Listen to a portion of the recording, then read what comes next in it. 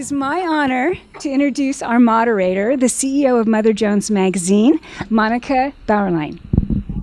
Thank you. Thank you, Deborah. Can you hear me okay? Do I even need this? I probably just need to hold it so that Okay, very good. Thank you all so much for braving the elements. Thank you, David and Deborah, for bringing us all together.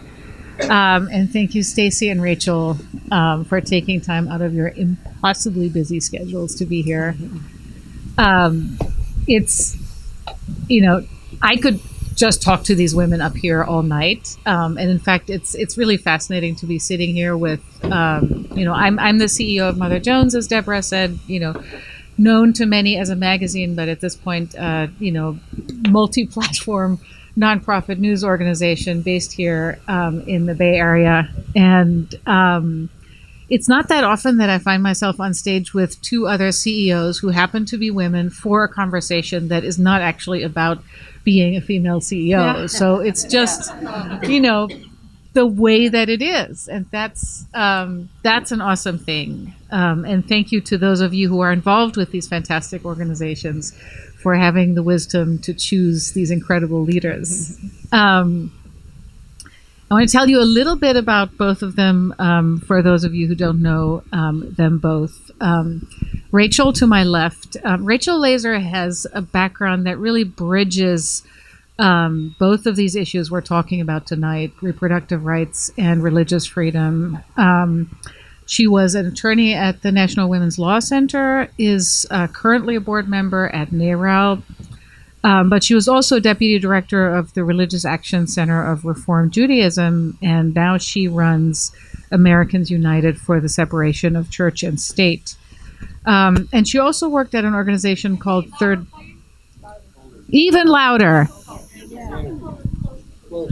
In radio, they say, eat the mic. So, chomp, chomp. And she also worked at an organization called Third Way, which is, policy think tank, fair to say, where she did a project that was really fascinating that sought to find common ground between evangelicals and progressives on issues like reproductive rights and LGBT equality, and how we got from where that kind of project was possible to this moment, and whether this sort of search for common ground is, possibly even desirable, might be something we talk about a little bit tonight.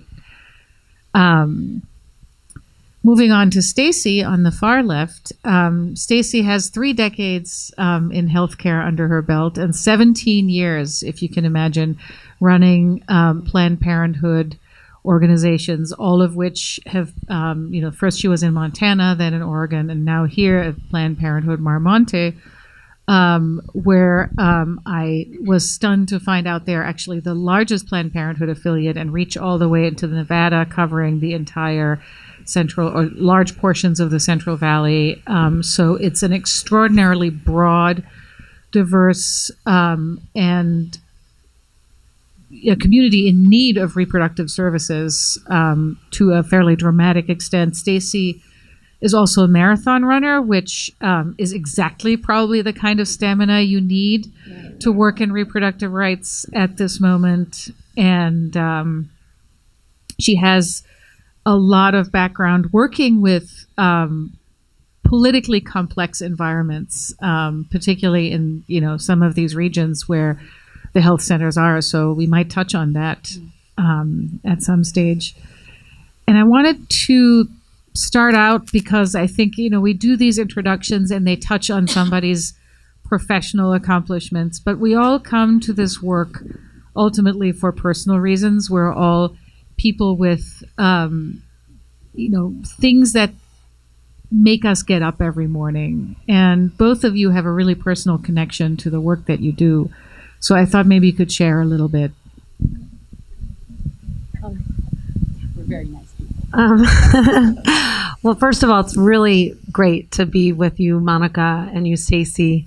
Thank you to David and Deborah for bringing us together. So many of you have come up to me tonight and said, "Oh, I support both of you, and it's so great to have an event that brings you together, all of you, and it's great to have an event that brings everyone together.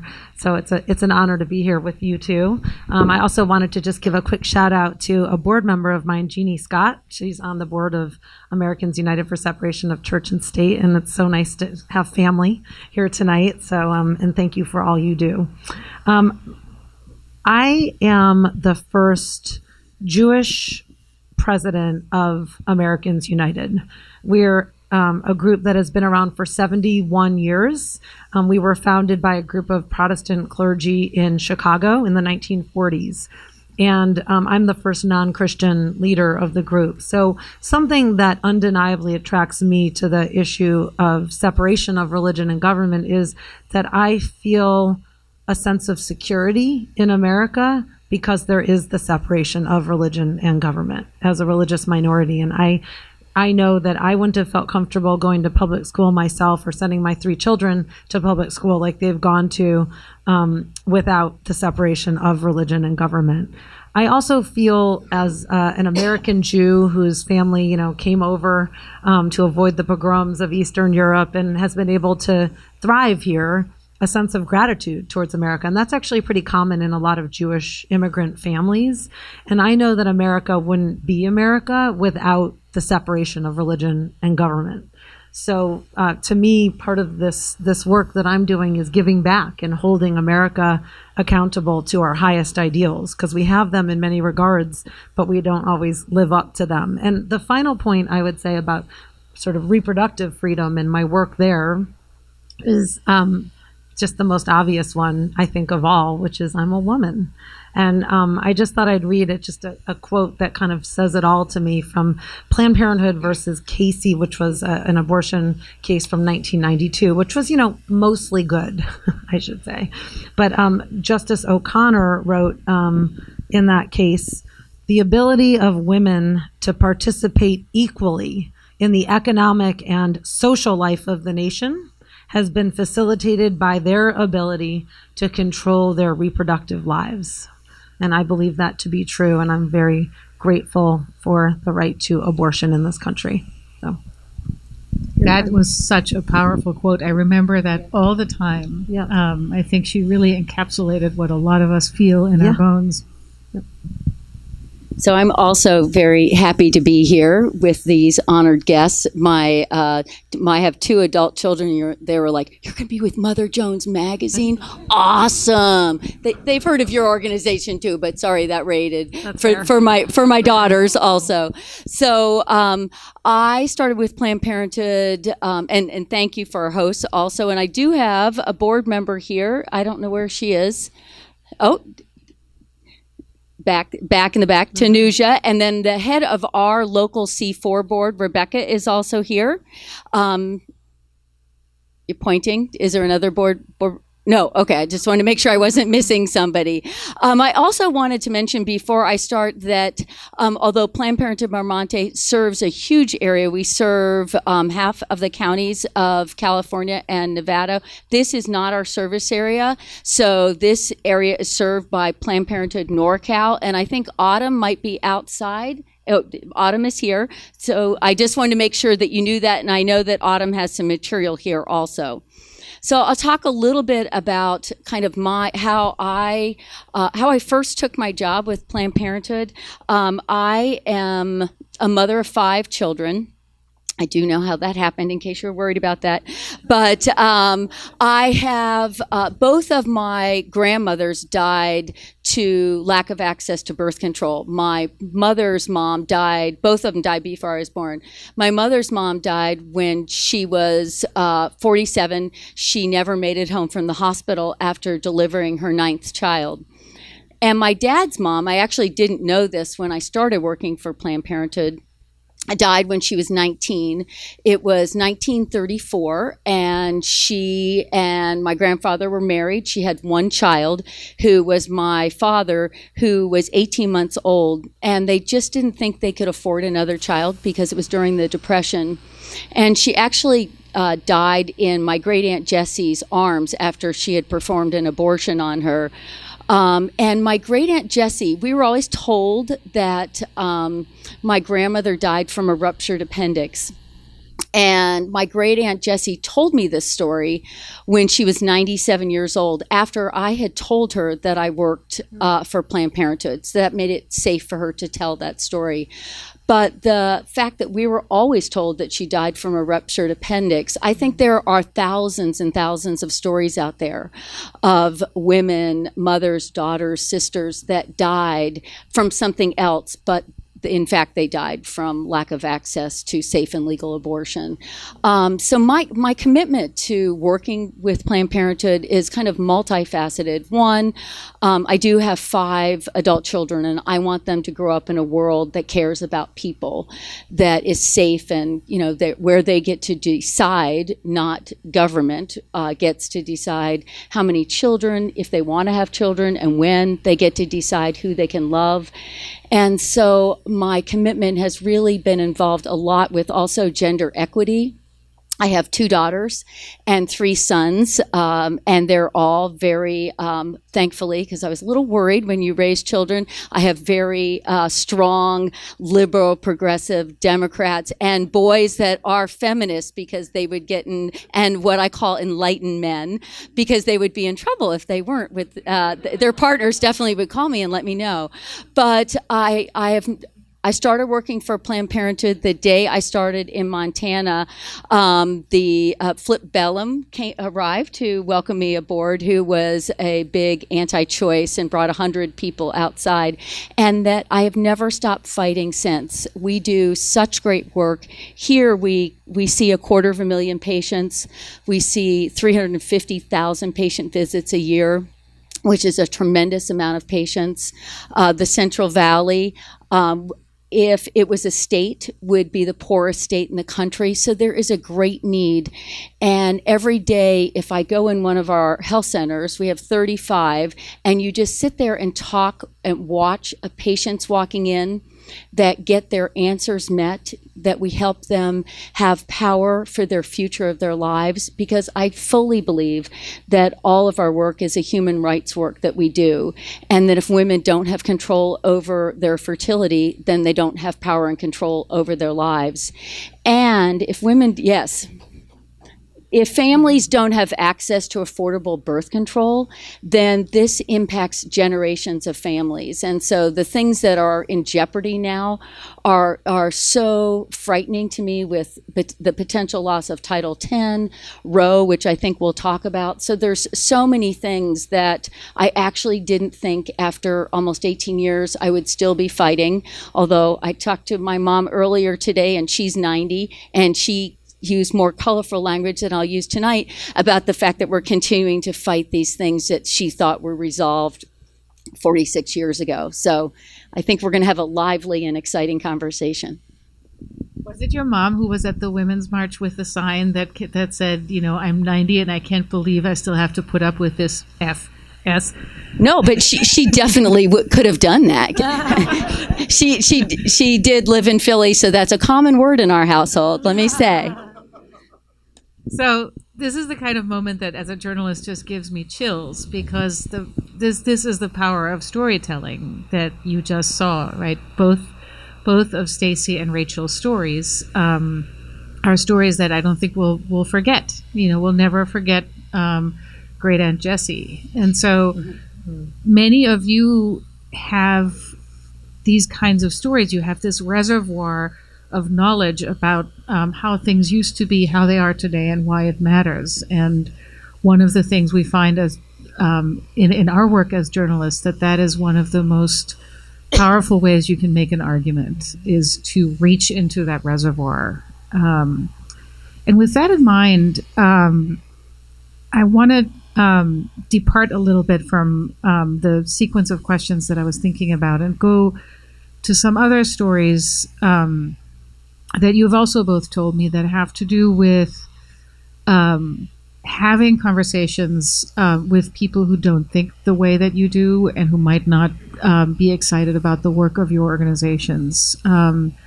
Because that's something that I think a lot of people, including the people in this room, think about, is how is that possible? How can you find common ground, maybe even with people who agree with you but are working on different issues? Where is the potential for coalition building and, conversation rather than shouting at each other? Well, I think there's a lot of common ground. I think there are some people that you have to just decide that you're not going to have common ground, and you cannot move people off that needle.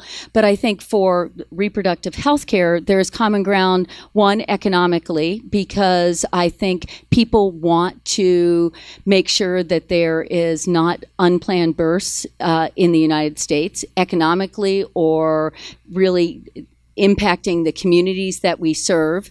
And there is common ground for birth control. There's common ground for protecting people's rights. But there is common ground in that people don't want to have things go completely out of control in our world. They know that the chaos and generations of unplanned pregnancies create generations of unplanned pregnancies. Title X was started really by a Republican president because he understood the impact of the communities and women not having control over their fertility and having access to birth control. There's certain things that we're never going to be able to get people to have an understanding of, but there are certain things that I think you can talk about that will make a difference. Planned Parenthood, has worked the one hot topic, obviously, that is really hard and that the opponents talk about the most for Planned Parenthood is the fact that we provide abortion. And that may never be a common ground area that we can talk about. Although many people, 70% of America believes in keeping Roe safe and legal. They might not want to have an abortion themselves, but they want to make sure that they're not going to take away somebody's right from themselves, from a choice for them. But they also believe in not allowing a woman to die and making sure that there are some things that are safe for the future of our country. Mm-hmm.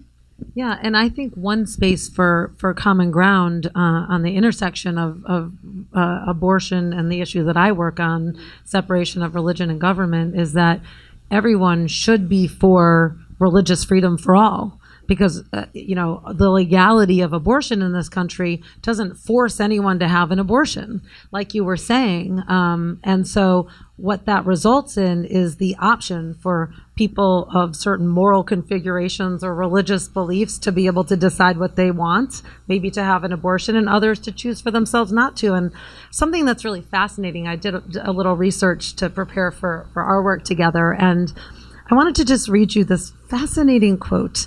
In 1973, which is kind of an important year, probably you all know why, which is the year that Roe v. Wade came down, the Baptist Press actually published an article about the decision. It was by W. Barry Garrett, and it was called "High Court Holds Abortion to be, quote, a right of privacy."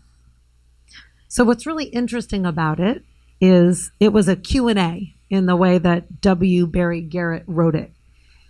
And one of the questions that he answers in the article is, does the Supreme Court decision on abortion intrude on the religious life of the people?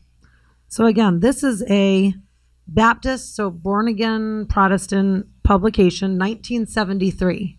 And here's the answer from the Baptist Press. No. Religious bodies and religious persons can continue to teach their own particular views to their constituents with all the vigor they desire.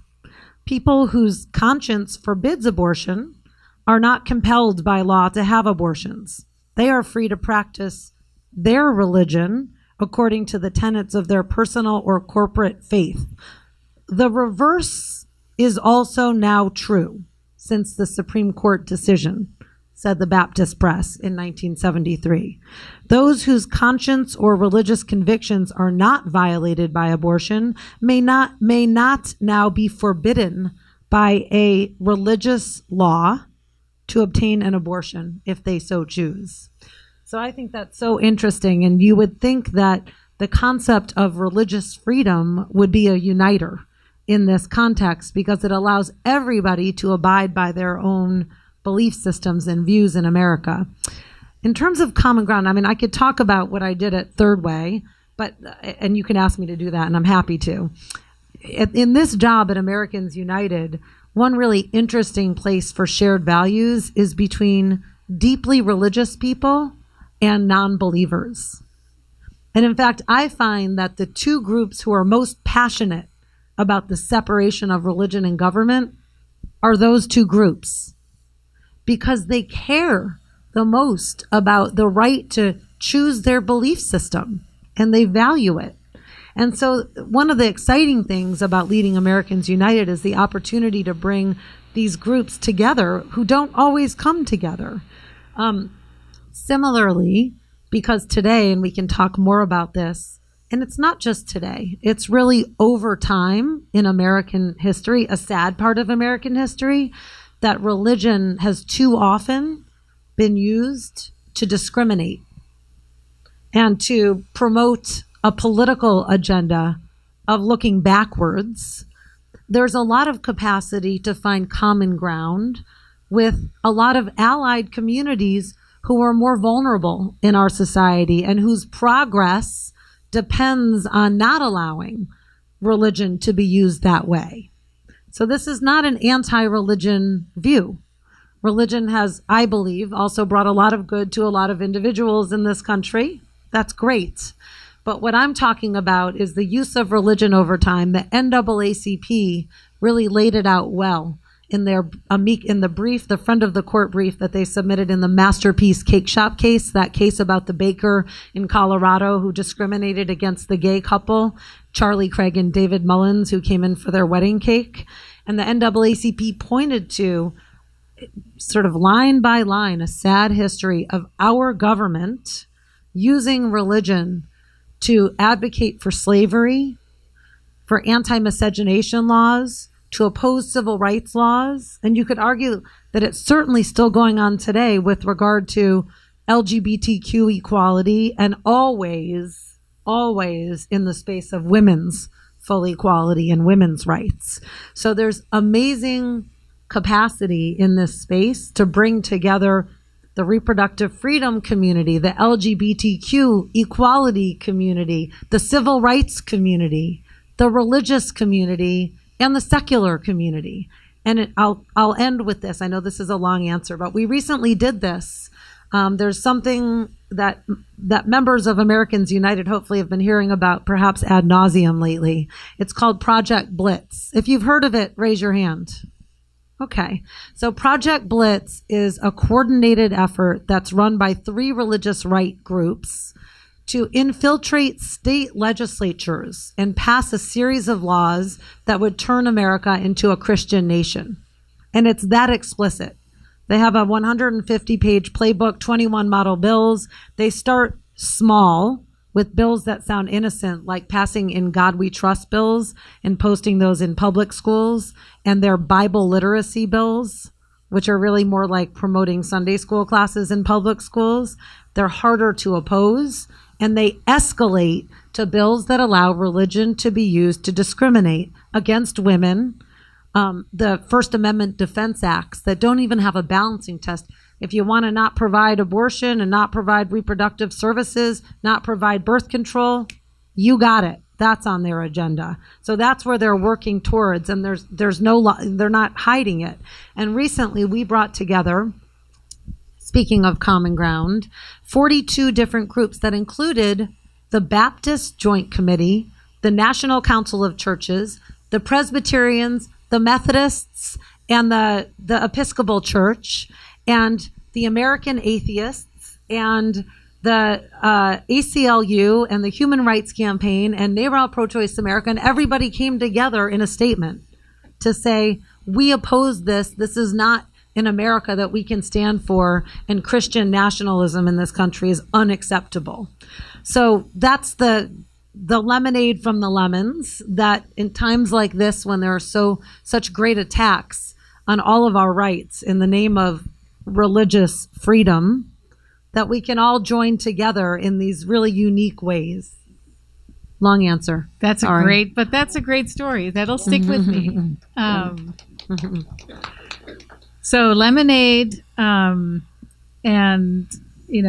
let's talk about the lemons for a minute. And, I did say at the outset, we really want this to be a conversation. This is a intimate enough room so that, we can all be part of it. We're just giving you a little food for thought and hopefully an opportunity to get, riled up or have an idea or get mad at us. But, start thinking about how you would like to jump into the conversation. I'll ask these two women one more question, and then the mics will be ready, and I hope we can have some sparks fly in the best of ways. So moving from the lemons from the lemonade to the lemons, one of the features of this political moment is that you could just be pulling out your hair 24/7. There's just so much every minute of every day, and so, as a public service to this group, could you each identify one thing in this area that you work on that is really worth people's attention and that may not otherwise pop out of the stream of headlines? Wait, that is hard because as we were talking earlier, there's so much material, so many things have happened in just the last 2 years that it's hard to imagine one thing. For our area, the things that I was looking at as we were getting ready is things like the impact on birth control with the Affordable Care Act, which probably everybody doesn't know. When the Affordable Care Act came in, 64 million women in America were now allowed to get birth control without a copay. 5 million women were accessing it for the very first time. And there's a couple of things that the Trump administration, I hate to say that, is trying to put into effect to overturn those. And so there's so many things so that if you remember the Hobby Lobby case, the refusal for birth control, and we can talk about that forever, but there is now pretty much everyone's going to be able to, if these two laws go into effect, and they came out, the final ruling came out the day after the election that we just had, that we have to celebrate winning the House of Representatives back and getting the first pro-choice, pro-reproductive rights house in a long time, and boy, did we ever need it. But that ruling came out from the White House, from the Trump administration, in time when the government was shut down, in time so that they could share it at the Right to Life rally. And we are fighting that because pretty much anybody can refuse that, not just universities, not just different businesses, but it's on religious, moral, and kind of any other grounds. They can refuse to provide birth control and just a whole variety of other things. So that would be one. I guess I'm going to cheat and do two. And the other one, there's a couple. The refusals are very concerning, but the fact that we all know that Roe is in jeopardy is the thing that's really at the top of my mind a lot. I think that people don't still believe that is a possibility. But right now, there are 17 cases in the federal courts. Any one of them, it's just one step away from the Supreme Court. And I'm very concerned. And I know it's kind of like, I think we're all sitting in this progressive bubble thinking, well, this election in 2016 is only going to go one way and Roe can't possibly get overturned. But we are in where the majority is there. I mean, just think about it right now. Roberts is the swing vote. I mean, would we ever have thought that? And that is a frightening thought. And more than 30 states could go dark relatively quickly. And I think that we all have to be prepared for that as a very real, very great possibility. Yep. I can add to that. I will choose the denial of care rule that's going to come down any second. So you heard it here, and it could come down tomorrow with the National Prayer Breakfast or State of the Union. I mean, it's just going to come down any second because they already solicited comments, and we've heard in Washington that it's coming. But the denial of care rules would allow anyone associated with the healthcare industry to refuse care to patients that they need, could be life-saving care, based on their religious or moral views, and any entity as well. And that is something that is outrageous and as scary as it sounds. So it would apply to an intake coordinator at an emergency room. It would apply to the nurse taking blood. It would apply to an EMT answering a call at someone's home. Anybody would get this exemption. And the scenarios are mind-boggling. We wrote out just some scenarios. Firstly, there are a lot of cases already that are reported of refusals that take place. So this is not something that we have to hypothesize will happen. It is happening already, and this would just provide justification for it and legalize it. But the breadth of this right of refusal really does join together so many different communities. An interracial or interfaith couple could be denied fertility treatment by a fertility doctor. A nurse in a nursing home could refuse to provide care to an elderly resident who was wearing a Star of David necklace. A pediatrician could refuse care for a sick child of a same-sex couple. Intake clerk at an emergency room could turn away a woman suffering from abortion complications who could die. I mean, and any of those are all go under this new regulation that will be issued and easily this week. And I saw, Stacy, you turning to some highlights on your paperwork.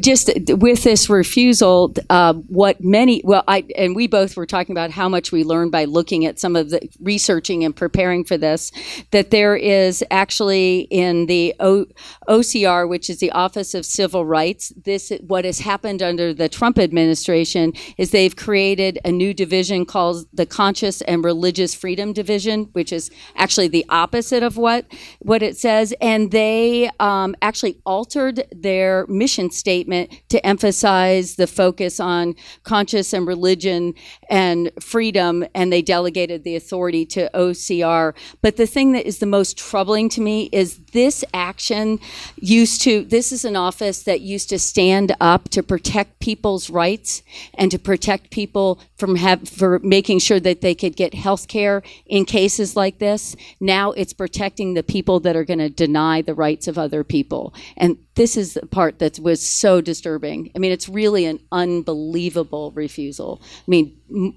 more than any refusal that we've ever had in the United States.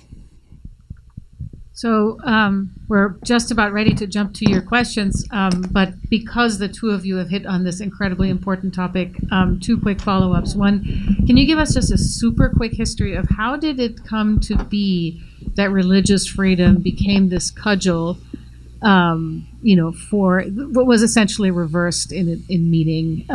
Those kinds of things usually don't come about by happenstance. And what is as a lawyer, Rachel, what is the future of this particular rule in the courts?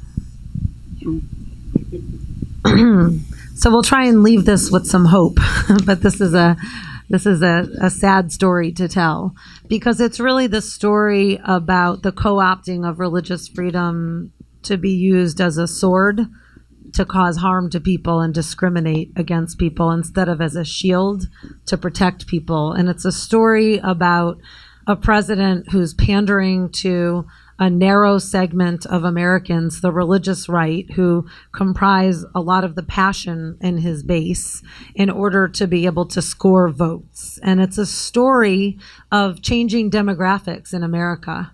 And it's a story about how white Protestants in this country built the edifice of this country largely, and that there's been a decline from power, even by the numbers. Starting in 2014, America ceased to be a majority white and Christian anymore. And there's a fear, or a fragility that is tangible, right now about that loss of power. Michael Gerson, a conservative commentator, wrote a really powerful article in The Atlantic about it, talking about how the evangelical Christian community kind of chose the wrong side of history, right? And went with creationism and opposed the sexual revolution and made a series of choices that made them, in Michael Gerson's words, who's a true believing evangelical Christian, become, quote, a national joke, in many regards. So it's a story of insecurity and fear and pandering, and one that is actually turning religion into something very damning for religion, let alone threatening the edifice of our country, which, as you all know, was founded on the premise that we're for religious freedom and to help folks who were fleeing the Anglican Church of England. So it's a very sad story, but one that is emboldened today because of this political and demographic situation. But as I said, one that has really been used over time to promote a political backwards agenda. And I just don't want to lose that. So that in some recent polling by a group called PRRI, Public Religion Research Institute, they found that African Americans, even though that community tends to be more religious, 2-to-1 said that businesses should not be able to turn away people who are LGBTQ because it's discrimination. Why?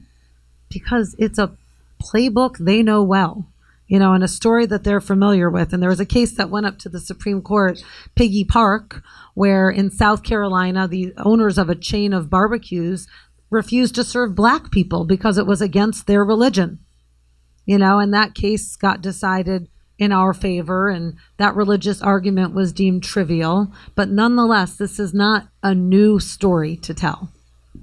Yeah, and most of them have started with a religious focus based on discriminating quite a bit against women. There have been cases where some of these refusals are based on 3 different ones. One is church, and then Coates and Snow, and the Weldon Amendment. And all of them are based on not requiring schools to provide abortion training, forcing medical students to participate in that training, having hospitals and providers and pharmacists refuse things like emergency contraception and dispensing contraception, and not having religious hospitals have to do both sterilization or abortion. So a lot of it has really been targeted specifically at women. And it's just taking it, the fear is it's now taking it even one step further. One of the things that we were talking about earlier is there's now they really believe there's going to be more discrimination in the non-discrimination part of the ACA by really targeting not having health care available for our trans patients. And that's just each chip away just impacts the next person and the next thing. And a lot of it's focused on religion. On that cheery note, I didn't talk about the court. please chime in. Oh yeah, you were, but maybe somebody will have a question about this. What can we do about this? Well, coming right back to Well, I can say one thing that I think is really important, which actually comes back to something that Monica talked about earlier, which is human faces and human stories. That it's super important at times like this to show what's at stake, and to humanize it. I mean, I know especially with the issue that Americans United works on, the separation of religion and government and religious freedom for all, it's been quite legal and abstract in its nature, but it's actually about human beings and the essence of freedom that plays out in ways that are deeply personal for people, so that I can feel safe, sending my kids to public school, so that you can get an abortion, so that you can access birth control, so that you can marry and love who you want and still have access to human rights in this country. I mean, and all of those stories need to be told, because it is the stories that are sticky and that make people realize what's at stake. So I think that's one answer. No, I agree with stories, and I wanted to read off a couple of things because we're talking about these, but actually 46 states right now allow healthcare providers to refuse abortion services. 44 states currently allow healthcare institutions to refuse sterilization. 12 states allow healthcare providers to provide only specific things, and it deals with contraception. And I wanted to talk about pharmacists, which is when when you were talking about stories, when I was in Montana, which is a perfect example of what we need to do and how you can leave here with some things to do. It was in a very small town. The pharmacist had an epiphany, and he decided that he was no longer going to dispense not only emergency contraception, but birth control. This was a pharmacist that was in a small town that in order to get birth control access, women had to drive 160 miles one way. So if you were low income, that meant you simply didn't have access to birth control. And I actually got to go to the U.S. Congress and talk about this because they think, well, they can just go to when they pass things like this, I can go to the pharmacist down the street. And that is not always true. But we also didn't want to get that pharmacist out of the community because he was providing all the other prescriptions. So we made a compromise, and we had a visiting pharmacist come in 2 days a week, and that pharmacist left, and they had separate. He really wanted everything separate. We made a compromise in order for those women in those communities to have access. And I think that's kind of where we're at. We're going to have to make some compromises. We're not always going to have to agree on things, but we have to find middle ground because we can't continue to be divided as we are right now. Very powerful story. Let me see. I'm going to go back and forth. So front left, then you on the right, then you right here, Lauren, and you with the red hat. And when we've gotten through all of you, we'll go to the next round.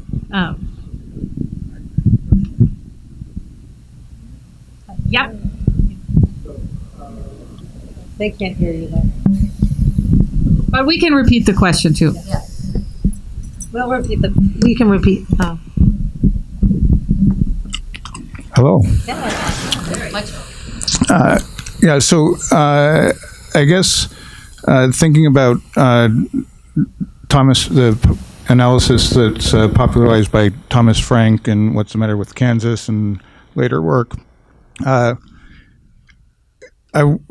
see this as one of the efforts to balkanize the American people so that we are focused on our own issue instead of counteracting the efforts and success of the 1% to accumulate power and wealth.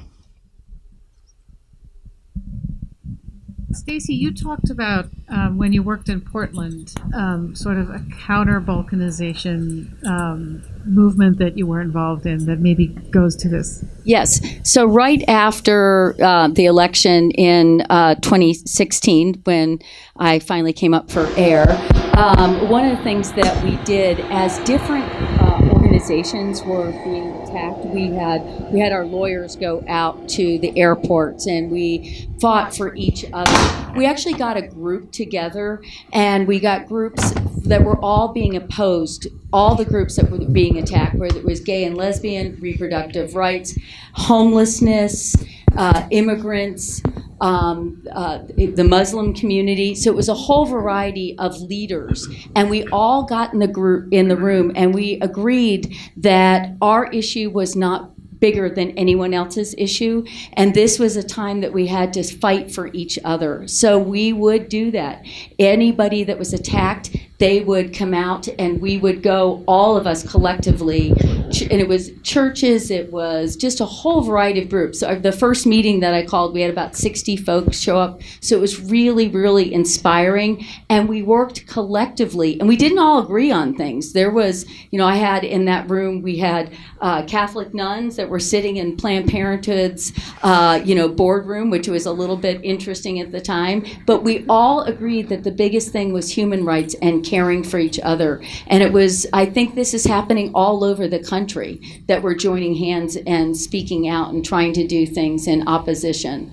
And I just think that one of the things that we cannot allow to happen, and I see this right now, is although we're all talking about, they're talking a lot about fake news, we can't go along with the messages that they're telling us. And I can talk about a little bit more But the two bills that have come out recently, both from Virginia and also from New York, there is a lot of chaos and craziness about them, but we are allowing the other side to control the narrative, and both of them are actually very legitimate, very important bills to support women and to have access, and we cannot allow their talking points and their messaging misguide us. People need to read, investigate, and understand what the real story is, because those two, although they're all over the news, are actually in fact trying to keep women safe and to protect them.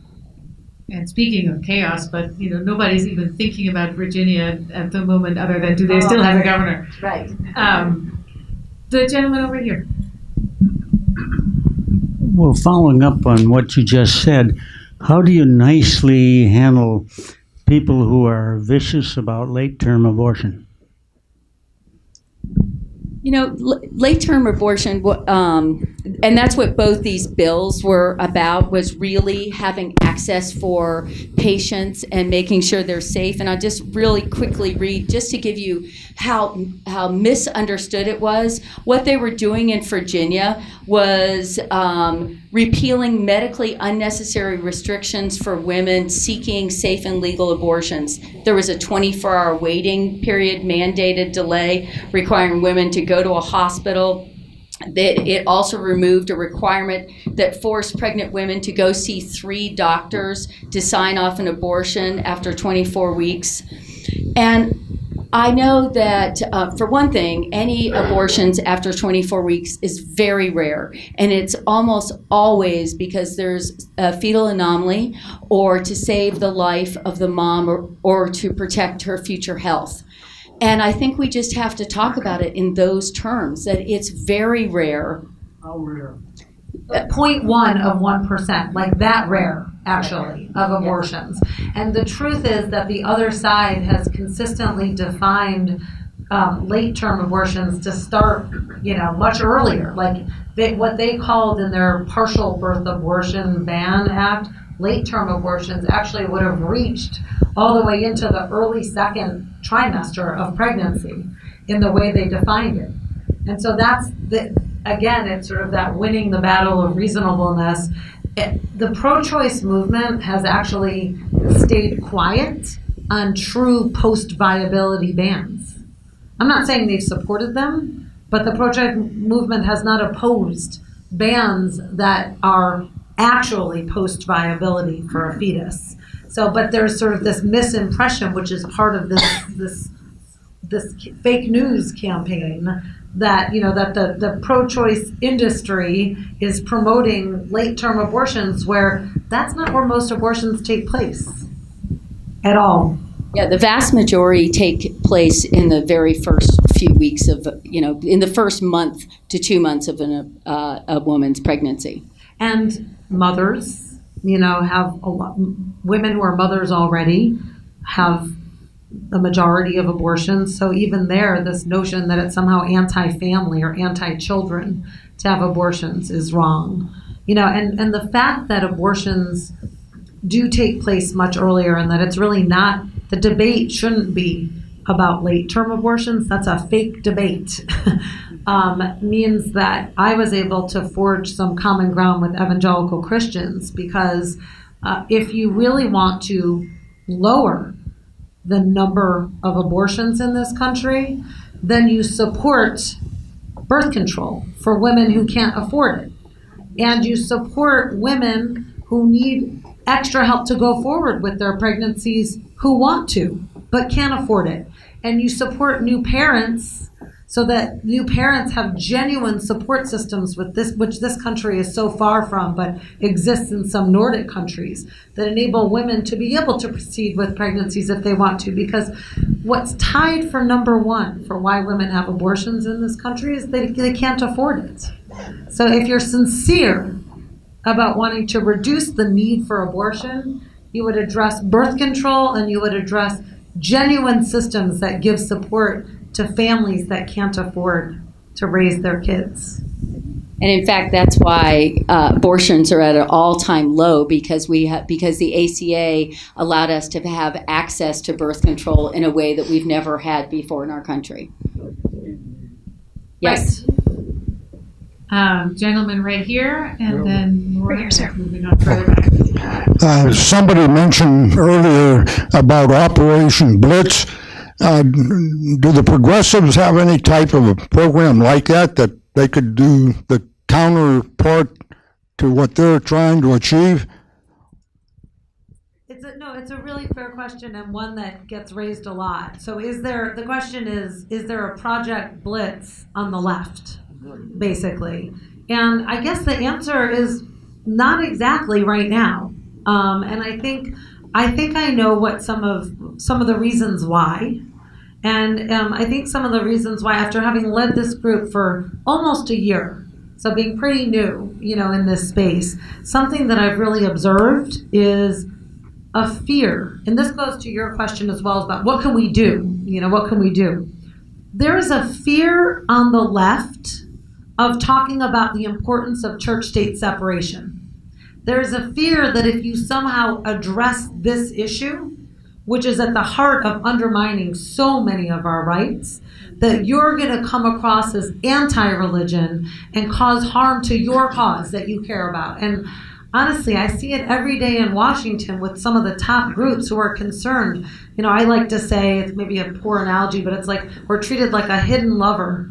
They come to us when they really need us and they need help, and we write the friend of court briefs and we advise behind the scenes, but they don't want to take us out to the party because they worry that we've got a headache enough with our issue of gay equality, and how are we going to now add in looking anti-religion? But the reality is, it's not anti-religion to be for separation of religion and government. It's pro-religious freedom for everybody. But until we are able to successfully move our allies to be able to understand that and to have a comfort level with that, we're not going to have a Project Blitz on the left. And one of the things that I'm doing right now is trying to be able to do a really comprehensive public opinion research to understand what messages work to give comfort to our allies, so that they understand what sells in the South, what sells with Christians, what sells with others. Another thing that I'm trying to do from Americans United, we already have a lot of clergy and a lot of religious support. In fact, just last week, we added to our board the president of the National Council of Churches, who oversees 38 different Christian denominations. But another thing that we're responsible for at Americans United, so that our allies feel comfortable going out front with a Project Blitz on the left, is building clergy support and religious support, so that we have clergy just like the founders of our country that put those 16 words in the First Amendment that protect religious freedom for all, who were so Christian, right? That we have the religious leaders of all types who can go out front and testify to the importance of separating religion and government to protect freedom of conscience for all. Can you hear me? Yes, we can. Okay, three things.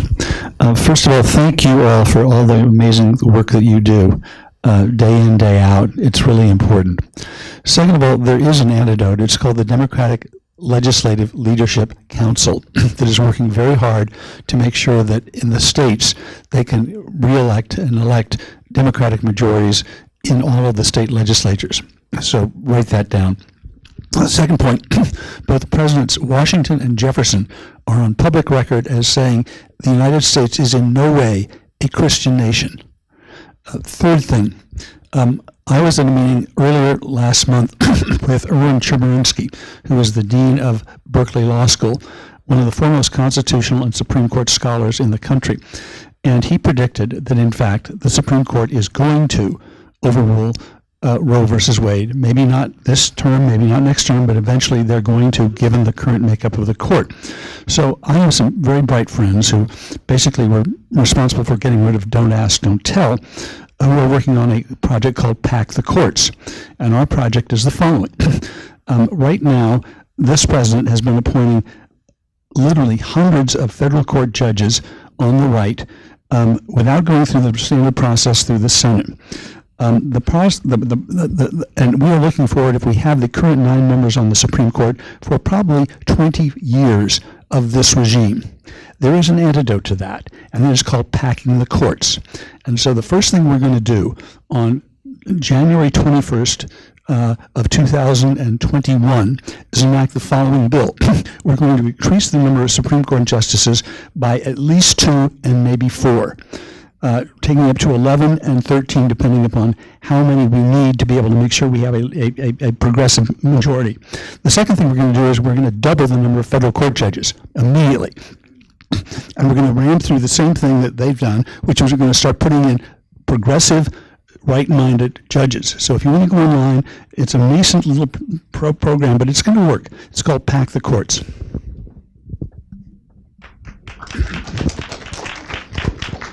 Thank you.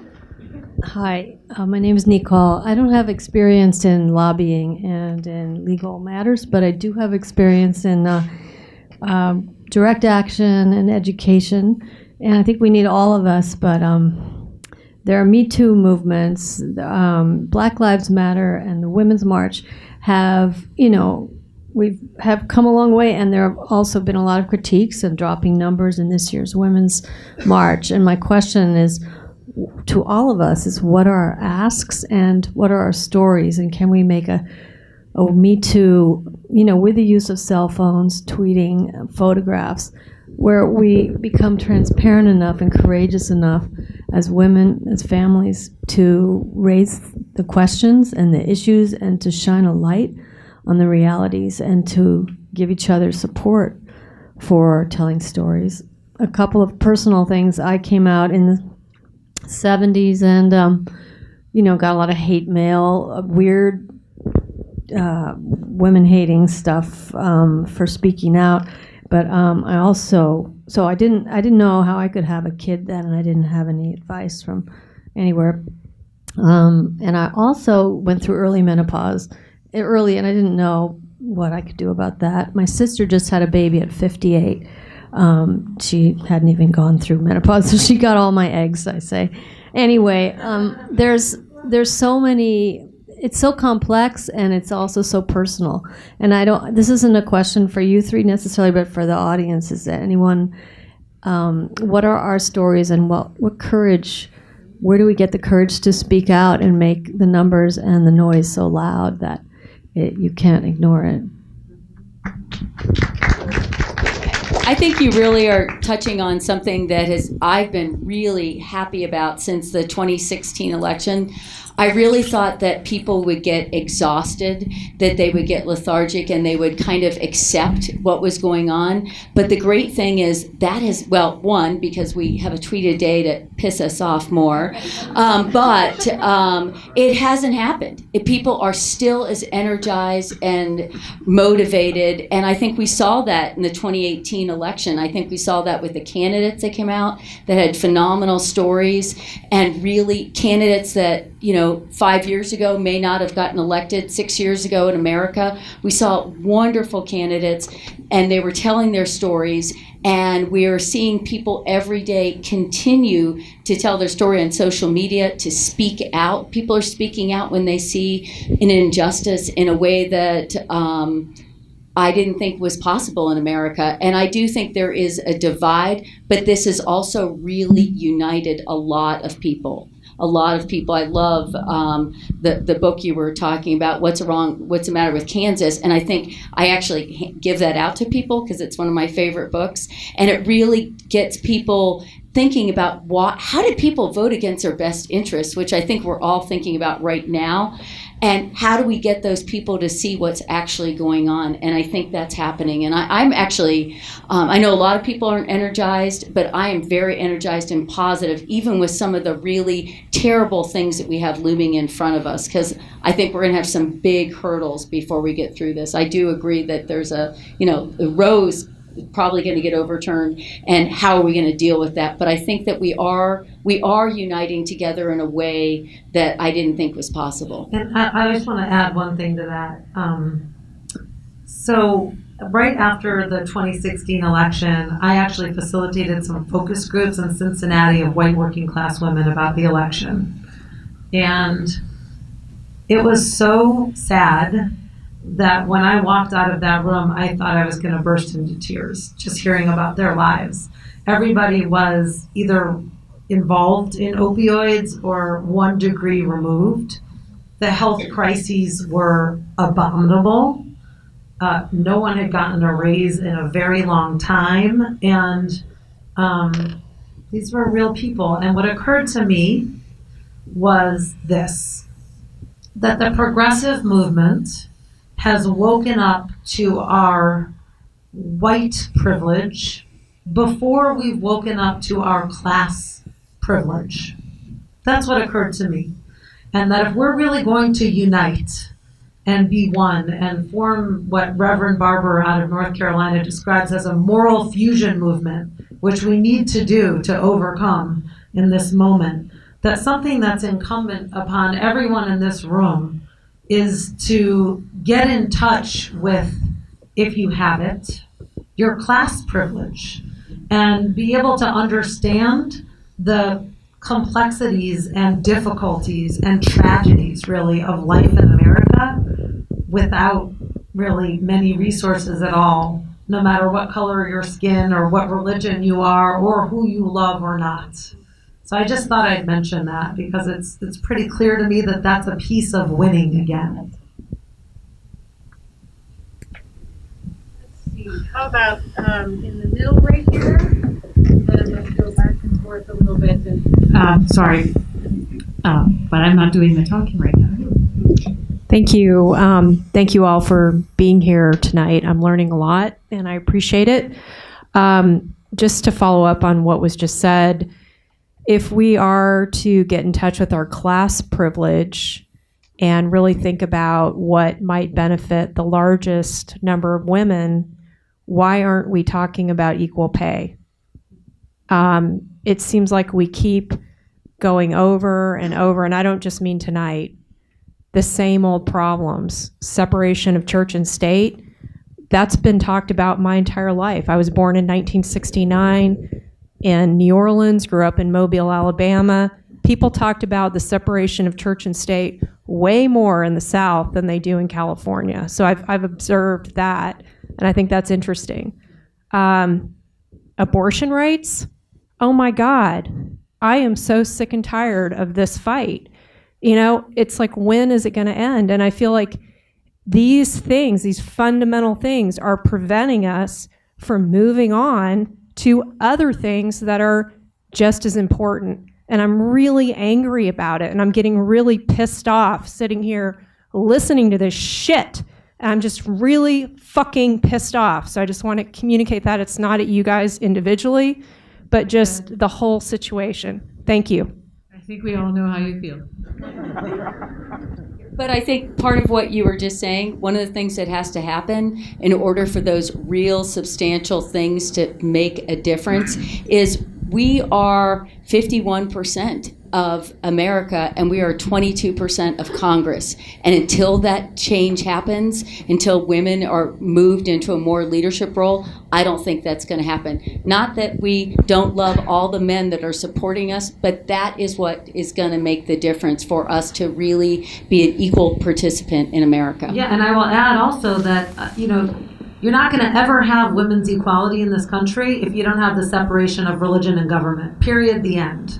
So that underlies that right. And so I really hope that the conversation includes the separation of religion and government. And I have seen, being part of the women's movement, at least in Washington, a very sincere effort to expand out to other issues that affect not just white privileged women, but women who don't have economic or racial privilege as well. And I think the Women's March has done a good job in that way of making space where it didn't exist before. And we've seen some defensiveness come from the women who were the previous leaders in the movement, not all, but some. But it's been a really important change to witness, and I think speaks to exactly what you're saying. So a little dot of hope in the landscape.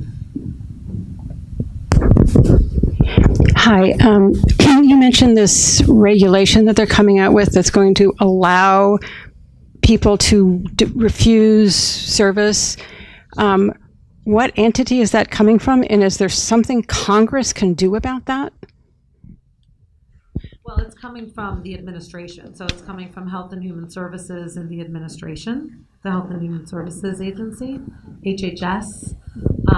And just like the final birth control rules that also came recently this year last year, I guess, at the end of last year, from Health and Human Services that allow all universities and bosses to refuse birth control to students and employees based on the boss or university's religious beliefs.